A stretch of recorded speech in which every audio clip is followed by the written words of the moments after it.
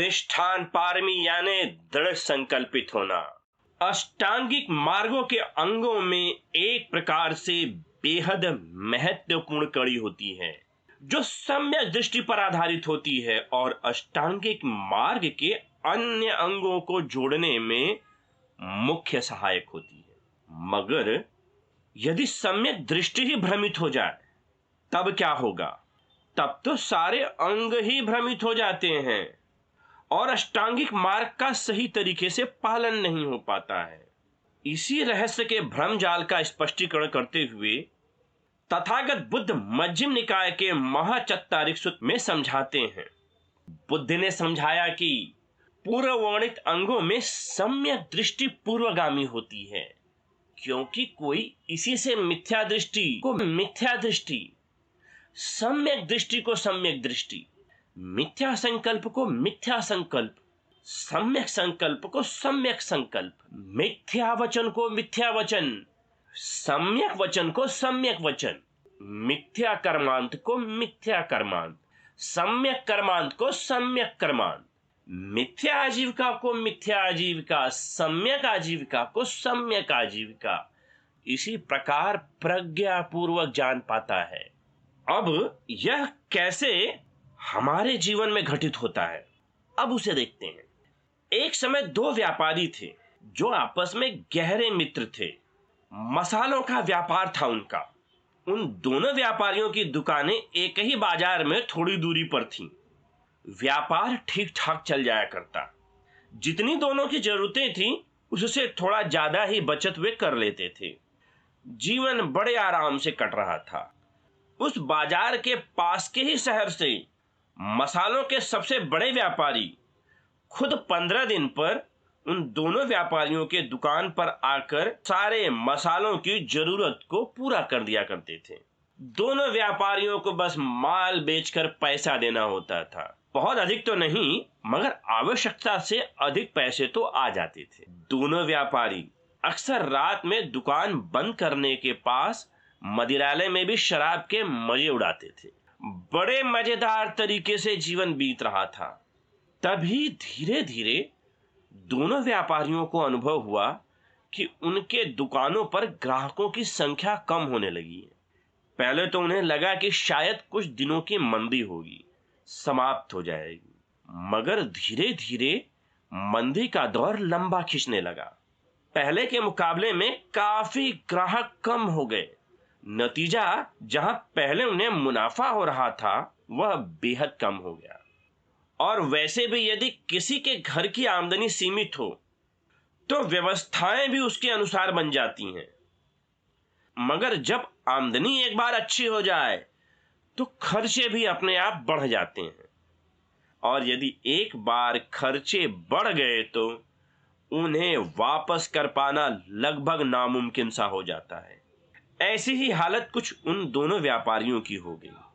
उनके परिवार के खर्चे इतने अधिक भारी लगने लगे कि अब उनकी धीरे धीरे जमा पूंजी भी खत्म होने लगी। मगर यह सिलसिला यही नहीं रुका। उनकी सारी जमा पूंजी खत्म हो गई। अब कर्ज लेने की नौबत आ गई और वे धीरे धीरे कर्ज के दलदल में ढकेले जाने लगे। कर्ज एक ऐसा कारण होता है जो अच्छे अच्छे लोगों के दिमाग को ठिकाने लगा देता है। और कुछ ऐसा ही उन दोनों व्यापारियों के साथ हो रहा था। जहां अभी तक वे लापरवाह बने हुए थे, मगर कर्ज के भुगतान के कारण अब उनकी अक्ल ठिकाने आने लगी। दोनों व्यापारियों की हालत ऐसी क्यों हो रही थी, उन्हें कुछ समझ में नहीं आ रहा था। सब कुछ तो ठीक ठाक चल रहा था, मगर ऐसा क्या हो गया कि वे कर्ज के दलदल में फंसते जा रहे थे और अब यह उनके सारे सुख चैन को छीन चुका था। अब क्या करें, उन्हें कुछ नहीं समझ आ रहा था। तभी उनके एक मित्र ने एक पुजारी से मिलने की सलाह दी। पुजारी ठहरा पूजा पाठ वाला। उसने दोनों के ग्रह नक्षत्रों के बुरे होने का हवाला दे उन्हें पूजा पाठ की सलाह दी। दोनों व्यापारी तैयार हो गए। अच्छे से पूजा पाठ कराया। अच्छे खासे पैसे खर्च हो गए और पुजारी की भी अच्छी खासी आमदनी हो गई। मगर दोनों की हालत वैसी की वैसी बनी रही। हालात में कोई सुधार न होता हुआ देख दोनों व्यापारियों ने पुजारी के सामने फिर से गुहार लगाई। मगर क्या पुजारी कभी भी अपने कर्म कांडों में कमी निकाल सकता है? क्योंकि यही तो उसकी आमदनी का जरिया है। तो वह पुजारी सदैव अपने आप को सही ठहराएगा। और इसी का नमूना उस पुजारी ने पेश किया और कहा, ईश्वर कुछ ज्यादा नाराज हैं और उन्हें प्रसन्न करने के लिए ज्यादा बड़ा अनुष्ठान करना होगा, मतलब ज्यादा पैसे खर्च करने होंगे। परेशानियों में पड़े व्यक्ति की बुद्धि भी बड़ी आसानी से भ्रमित हो जाती है। ठीक ऐसे ही दोनों व्यापारियों को लगा कि पुजारी सही कह रहा है कि जैसे उनका यह वाला अनुष्ठान पूरा होगा, मानो चमत्कार हो जाएगा, ईश्वर प्रसन्न हो जाएंगे और फिर से सब कुछ पहले के जैसा हो जाएगा। मगर इस बार अनुष्ठान के खर्चों की रकम ज्यादा थी। वे कर्ज भी काफी ले चुके थे। मगर क्या करे, उस पुजारी ने उन्हें विश्वास दिला दिया कि वास्तव में ईश्वर उनसे कुछ ज्यादा ही नाराज है और यदि उन्हें प्रसन्न करना है तो उन्हें हर हाल में यह अनुष्ठान करना होगा। अब दोनों व्यापारी क्या करें, फिर से वे पैसों की जुगाड़ में लग गए। उन्होंने पूरा दुकान, जो एक समय मसालों से भरा रहता था, औने पौने दामों में बेच डाला और उस रकम को पुजारी को देने का फैसला किया। पुजारी भी इतनी बड़ी रकम को देखकर उत्साह में आ गया। और क्यों न रहे, ईश्वर भले उन दोनों व्यापारियों से प्रसन्न न हो रहे हों, मगर पुजारी पर तो प्रसन्न हो रहे थे। उसने मजबूत रकम उन मजबूर व्यापारियों से ऐंठ ली। बड़ा भारी अनुष्ठान हुआ। व्यापारियों को लगा कि अब सब ठीक हो जाएगा।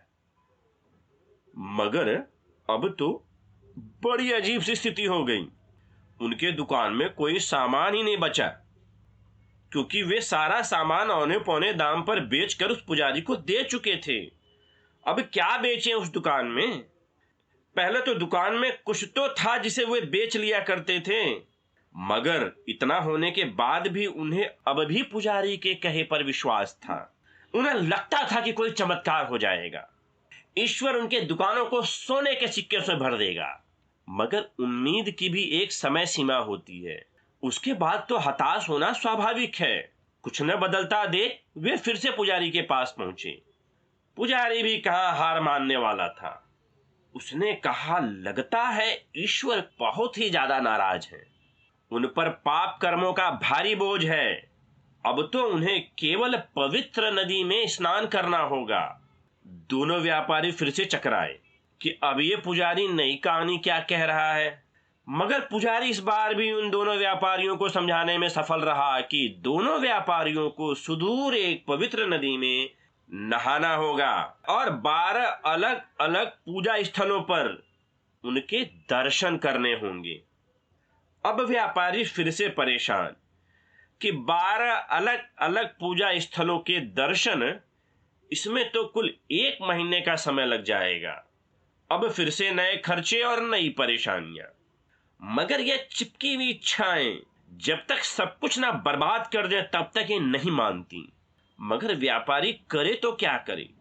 दुकान में कोई सामान नहीं था जिसे वे बेचें और दुकान वैसे ही बंद पड़ी हुई थी। नतीजन उन्होंने फिर से कुछ कर्जों का इंतजाम किया और निकल पड़े पवित्र नदी का स्नान कर 12 पूजा स्थलों के दर्शन पर।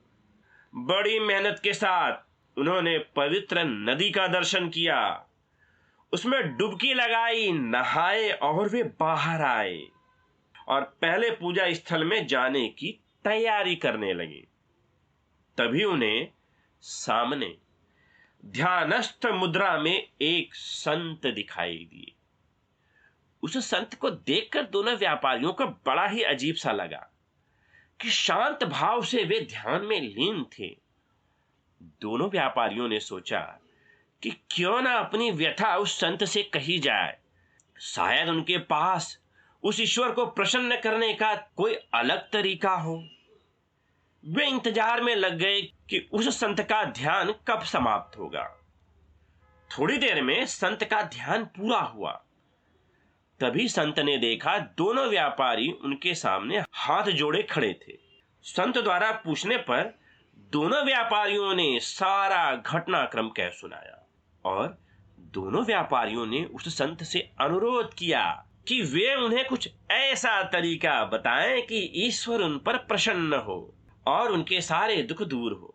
कुछ देर तक संत शांत रहे और फिर उन्होंने कहा, अब आप लोगों ने पवित्र नदी में अपने पाप धो लिए हैं और पवित्र पूजा स्थल में दर्शन के लिए जा रहे हैं, तो मेरा एक अनुरोध है कि उस ईश्वर तक मेरा एक संदेश पहुंचा दें।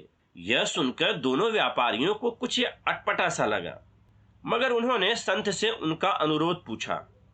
तब संत ने कहा कि उस ईश्वर से कहना कि मैं नदी के उस पार जाना चाहता हूं और वह ईश्वर नदी का दूसरा तट स्वतः ही चलकर इधर आ जाए, ताकि संत बिना नदी पार किए ही दूसरे तट पर चला जाए। संत का यह अनुरोध सुनकर व्यापारियों को बड़ा अजीब सा लगा। एक व्यापारी ने कहा कि यह संभव ही नहीं है कि नदी का दूसरा तीर या तट इस तरफ आ जाए। तो संत ने कहा, क्या यदि ईश्वर चाहेगा तो भी दूसरा तट इधर नहीं आएगा? अब व्यापारी असमंजस में पड़ गए, मगर पहले व्यापारी ने बड़ी दृढ़ता से कहा कि हाँ, यदि ईश्वर चाहे भी तो नदी का दूसरा तट इस तरफ नहीं आ सकता। यदि आपको नदी पार करनी है तो आपको स्वतः ही नदी पार करनी होगी, या तो आपको पैदल पार करनी होगी, और यदि नदी गहरी है तो आपको तैरकर या किसी नाव का सहारा लेना होगा, तभी आप नदी पार कर पाएंगे, अन्यथा यह संभव नहीं है। तब संत ने कहा, यही बात तुम क्यों नहीं समझ पा रहे हो? यदि व्यापार में घाटा है तो आपको उसके कारणों को वहीं ढूंढना होगा, उन व्यापारिक कठिनाइयों का निराकरण वहीं पर करना होगा। उसका पवित्र नदी में नहाने से क्या लाभ? और जब स्वतः तुमने ही स्वीकार कर लिया कि ईश्वर सब कुछ नहीं कर सकता, जैसे कि नदी पार करने के लिए मुझे स्वतः ही नदी को पार करने के प्रयास करने होंगे, ठीक इस प्रकार के पूजा स्थलों में भटकने का क्या लाभ? तुम्हें कारण वहीं खोजना होगा जहां पर समस्या है, तुम्हें प्रयास वहीं करना पड़ेगा जहां पर समस्या है, तुम्हें चिंतन वहीं पर करना होगा जहां पर समस्या है। इस दायरे से बाहर किए गए सारे प्रयास व्यर्थ के प्रयास होंगे। पुजारी के पूजा पाठ करवाए, कोई लाभ नहीं हुआ, बड़ा अनुष्ठान भी करवाया मगर कोई लाभ नहीं। इसके चक्कर में इतने दूर निकल आए और पवित्र नदी में स्नान किया और पूजा स्थलों में भटक रहे हो। इसका भी लाभ होगा, इसके बारे में कोई आश्वस्त नहीं। तो बेहतर होगा कि अपने व्यापार के हानि के कारणों पर चिंतन मनन करें, उन्हें सही तरीके से समझें, उनका सही तरीके से विश्लेषण करें और उनमें क्या सुधार किए जाएं उन पर प्रयास करें। व्यापारियों को संत की बात समझ में आ चुकी थी। नतीजन उन्होंने उस यात्रा को वहीं छोड़ वापस लौटने का फैसला किया। वे वापस घर लौटे और संत के कहे अनुसार अपने व्यापार के हानि का विश्लेषण किया। वे उस बाजार के अन्य मसालों के दुकानों पर गए तो धीरे धीरे उन्हें कारण समझ में आया कि उनके दुकान में वे महंगा सामान बेच रहे थे, इसके लिए उनके ग्राहक कम हो गए थे। और मसालों का बड़ा व्यापारी जो उन्हें मसाले दे रहा था वही महंगा सामान उन्हें दे रहा था।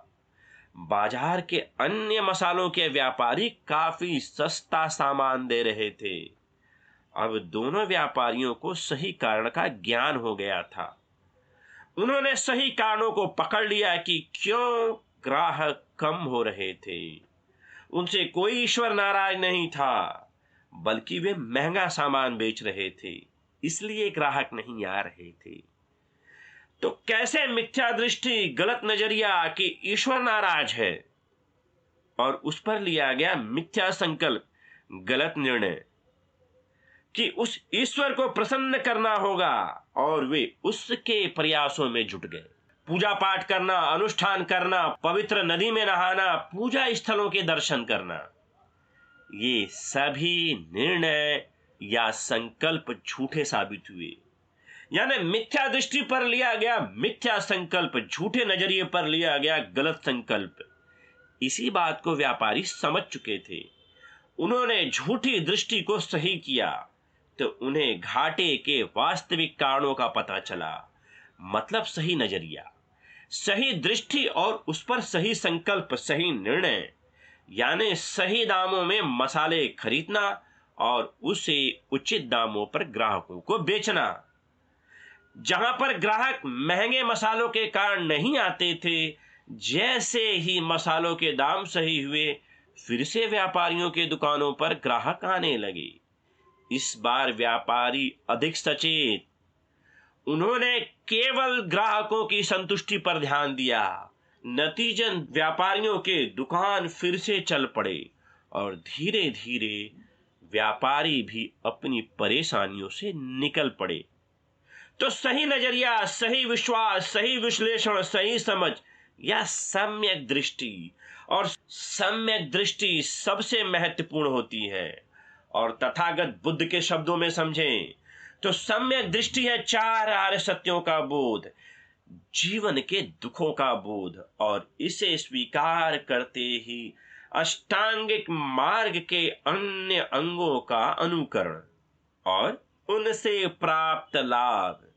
इसी को विस्तार में समझाते हुए इसी सूक्त में बुद्ध आगे कहते हैं, सम्यक दृष्टि इसलिए भी पूर्वगामी होती है क्योंकि सम्यक दृष्टि वाला मनुष्य सम्यक संकल्प में समर्थ होता है। सम्यक संकल्प वाले को सम्यक वचन वाले को सम्यक कर्मांत, सम्यक कर्मांत वाले को सम्यक आजीविका, सम्यक आजीविका वाले को सम्यक व्यायाम, सम्यक व्यायाम वाले को सम्यक स्मृति, सम्यक स्मृति वाले को सम्यक समाधि, सम्यक समाधि वाले को सम्यक ज्ञान, सम्यक ज्ञान वाले को सम्यक विमुक्ति होती है। शैक्ष निर्वाण पद पर आरूढ़ व्यक्ति 8 अंगों से युक्त होता है और अरहत 10 अंगों से। सम्यक दृष्टि इसलिए भी पूर्वगामी होती है क्योंकि इससे मिथ्या दृष्टि हास को प्राप्त होती है, जिससे मिथ्या दृष्टि के कारण होने वाले अनेक अकुशल धर्म नष्ट हो जाते हैं और सम्यक दृष्टि के कारण अनेक कुशल धर्म भावना की परिपूर्णता को प्राप्त होते हैं। ऐसे सम्यक संकल्प, सम्यक वचन, सम्यक कर्मांत, सम्यक आजीविका, सम्यक व्यायाम, सम्यक स्मृति, सम्यक समाधि, सम्यक ज्ञान तथा सम्यक विमुक्ति अपने अपने क्षेत्र में प्रभावी होते हैं। तो इस प्रकार सम्यक दृष्टि पर आधारित सम्यक संकल्प की अधिष्ठान पारमी ही श्रेष्ठ होती है। धन्यवाद।